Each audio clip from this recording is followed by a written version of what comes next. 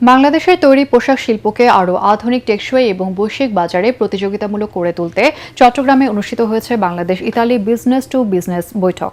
এতে ইতালি থেকে আসা উচ্চ পর্যায়ের ব্যবসায়িক প্রতিনিধি দল ও দেশের শীর্ষস্থানীয় তৈরি পোশাক শিল্প উদ্যোক্তারা অংশ নেয়। ইতালীয় টেক্সটাইল সমিতির উদ্যোগে এই বৈঠকে স্পিনিং, উইভিং এবং ফিনিশিং খাতের সর্বাধুনিক প্রযুক্তি উপস্থাপন করা হয়।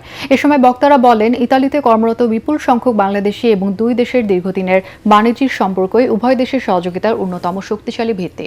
তৈরি পোশাক ও বস্ত্র শিল্পের পাশাপাশি ঔষধ, ইস্পাত এবং চামড়া শিল্পেও বিনিয়োগ এবং যৌথ সহযোগিতা সম্প্রসারণে আগ্রহ প্রকাশ করেন তারা।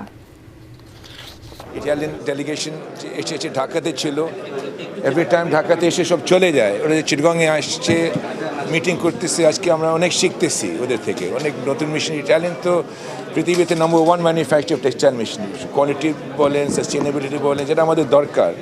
তো আজকে আমাদের ব্যবসায়ীরা আসছে, textile BGMA leader, BKMA, BTMA সবাই আসছে এখানে। B2B মিটিং চলতেছে, ইনশাল্লাহ কিছু হবে। আমরা যদি মেশিনারি আনতে পারি, ইটালিয়ান মেশিনারি, আমাদের কোয়ালিটি আরও ভালো হবে।